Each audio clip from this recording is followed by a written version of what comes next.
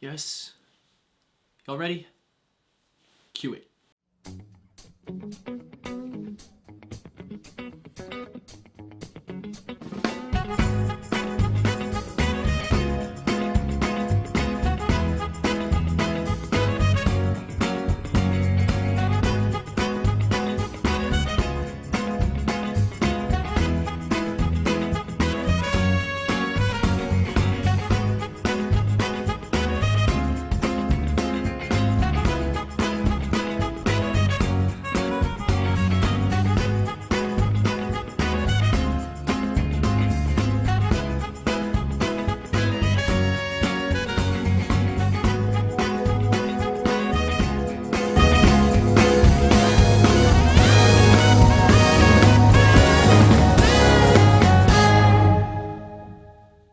Welcome everyone to already the second edition of CTI Today, where today we will be talking a lot about politics.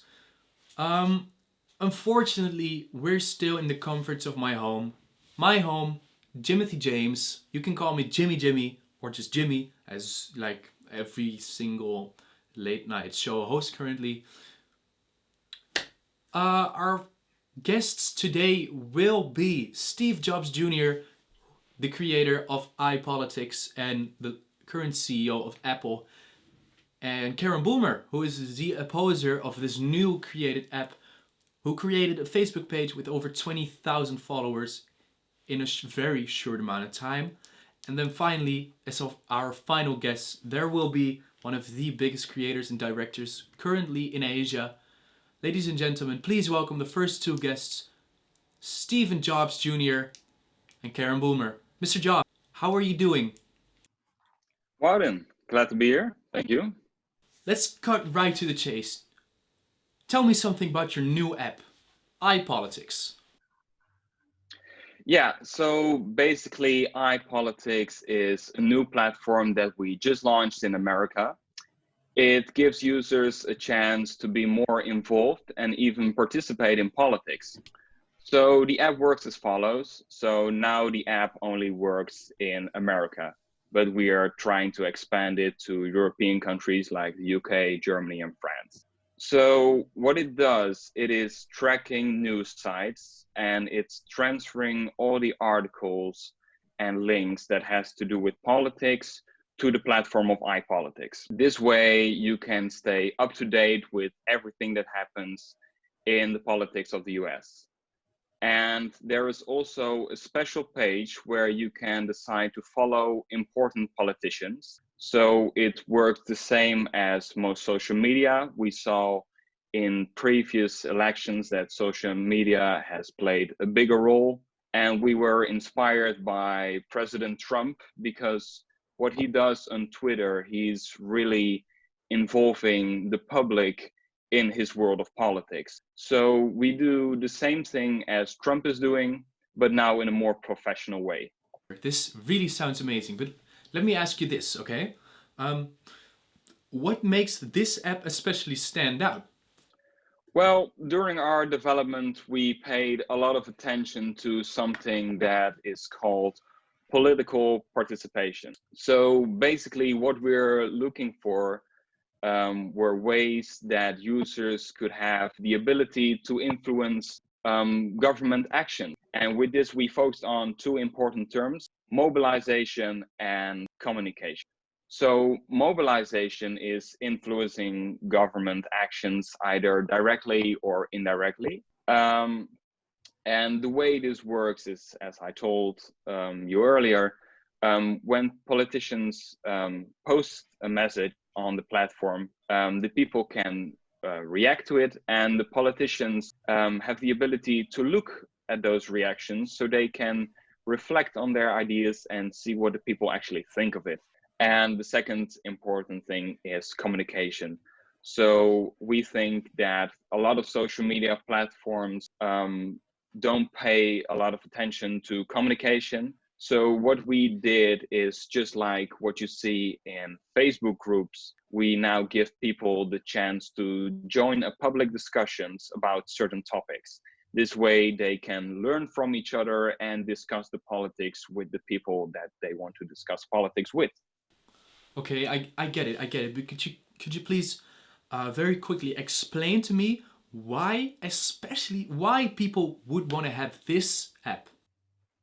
Well, that's a good question, but it's really simple. Nowadays, there is so much news, and people don't have the time and knowledge to follow everything. I mean, politics and being a politician is a full-time job. So for the rest of the people to follow the politics besides their full-time job, that's just impossible. So people do, however, really care and want to put their opinion out there.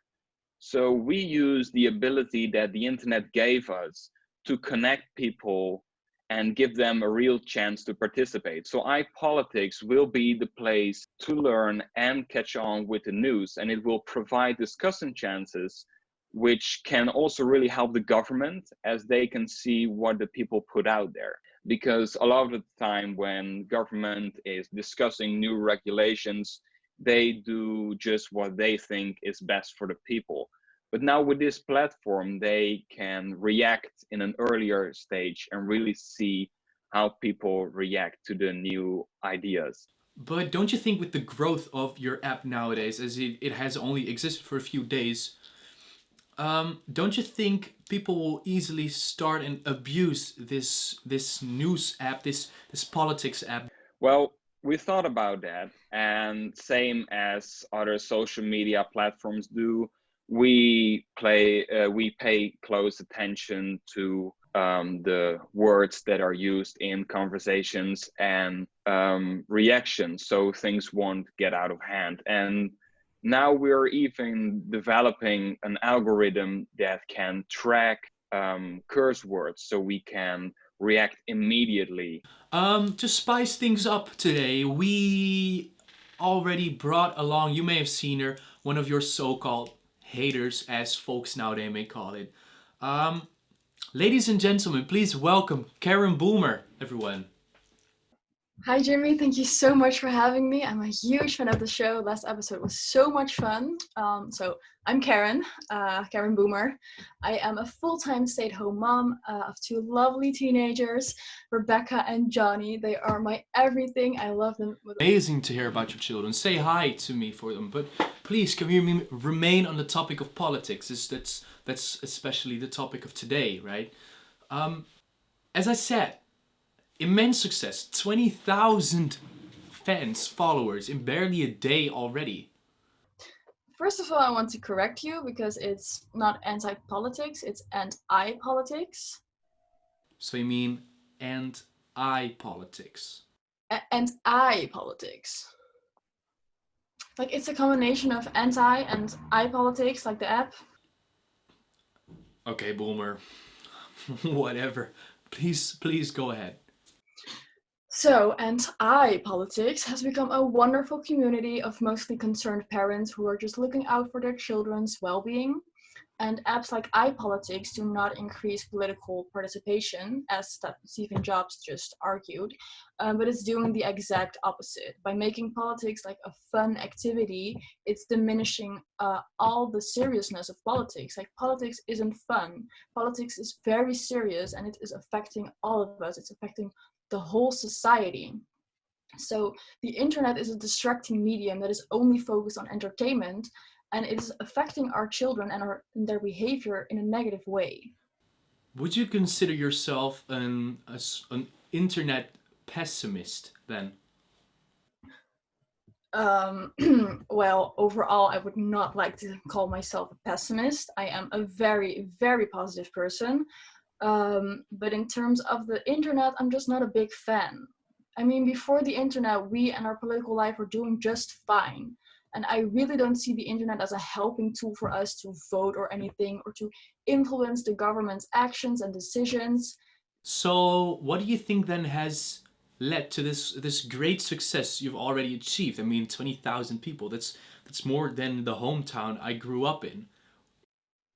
I really think that many parents are just looking out for their children, and especially since there are so many negative stories and research findings about the impact of technology on society.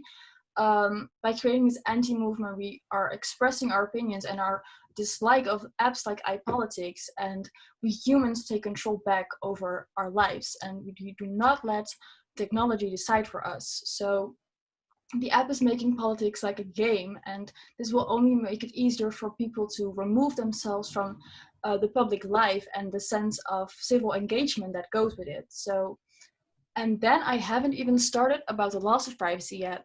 This app brings like so much loss of privacy. Like a dear friend of mine, Susan, she's also a very, very active member of the group.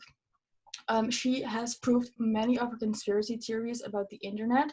And so this app, iPolitics, she proved that it is collecting our political data, and so it could be sold to the government, which is like so dangerous for our whole political life. So I just really, really want to ask Stephen Jobs, like, what do you have to say for yourself by putting us and like especially our teenagers in such a bad position and in such danger? Well, actually, Miss Boomer, he's already on the phone right now. I just talked to him, and you know, he heard everything you said as well as you may have heard. I don't know if it worked, but you should have heard everything he said. Steven, would you like to respond to Miss Boomer? Yes. So, well, Karen, according to previous tests that we conducted, we can see that our app already has over 3 million users. And we're still waiting for results from things like the elections and stuff. We don't trust your platforms. We see right through you. So yeah, like my kids, all they're talking about is their freaking iPads, their freaking iPhones, and it's deteriorating our society. Well, I don't think that you being a bad parent is a reason for you to attack my Excuse me? efficient You app. call me a bad parent? Yeah, you heard what I said. At least my kids still have parents, Steven. Whoa. Whoa. How dare you disrespect my family like that, huh? I will sue you. You and your kids will never have money again. Sue me, Well, this is most certainly interesting. Let's go to the commercial break, and we'll see you back in a bit with our next guest. And now, as our final guest already, please welcome Jessica Lihn Nguyen, one of the biggest creators and directors in Vietnam and a whole of Asia. She's here to talk about her new film. Hello, everyone. Hello, Jimmy. Thank you for having me at the talk show for CTI Today. If you don't know, my name is Jessica Lihn Nguyen, the best possible director that you could find in Vietnam. And it's such an honor for me to be here to talk about my movie that will be released soon enough. This movie it's gonna be amazing, and it would be about coronavirus. Coronavirus. It's recent. Could you please, for the fans at home, explain this a little? Oh yeah, I made this movie because as a director who have experienced the quarantine camp, the government has funded me to produce it. So, what was your main, tactic, your main approach in making this movie? You know, Jimmy, I will produce this documentary that records this historical event about the pandemic. My government wants me to produce it through 3 criteria. First is showing the simple purpose. The second thing is showing the most popular solution, and then talking about those things repeatedly. With these criteria, it will help my movie and the Vietnamese government to easily get attention from the audience, which will mostly be the Vietnamese citizens. The government will also support me by spreading posters that are coronavirus related everywhere in the public places in Vietnam. Did you just say government? Yeah, of course. I have a partnership with them. Jessica Lynn, can I please... Is there any other motivation than the government wants me to do this, to, make this movie? My experience in the quarantine camp was pretty convincing to me about the power of communists. And that's also one of my main reasons why I'm making this documentary. This documentary will go places and people will know why this system is the best for all. But how can you be so sure about success? I mean, it's only about Vietnam, right? It's still interesting, but are you so sure about your success? It's Jessica Lynn, please. And yes, Jimmy, thank you for asking. I'm very sure about the power of Communist Party and of our strategy. You know, a lot of countries have approved that the Vietnamese way is the best way so far to deal with this pandemic. And didn't you notice that Vietnam doesn't have a single person that passed away from COVID-19? You know, that's because of our government system is working. And more people need to recognize that through my documentary. We kind of have to wrap this up, so please tell the fans, if they want to get indoctrinated, where do they need to go? Where can they watch it? Oh, about the streaming information. Yes, the release day of my movie will be at midnight on June 1st of this year in Pacific Standard Time, or it's going to be at 3 o'clock on Eastern Standard Time. You can stream it on my YouTube channel, the national webpage of Vietnam, or even on Netflix. Since it's a special movie, it will only stay on Netflix in the first 2 weeks of June, because the most important goal of my movie is to celebrate our 45 years of independence and our victory in controlling the virus. Heard it here, folks. 12 o'clock midnight PST on both YouTube and Netflix. Thank you so much, Miss Nguyen. And with this, I want to close off the show and absolutely thank you for watching again every week. Hope to see you next week. Bye.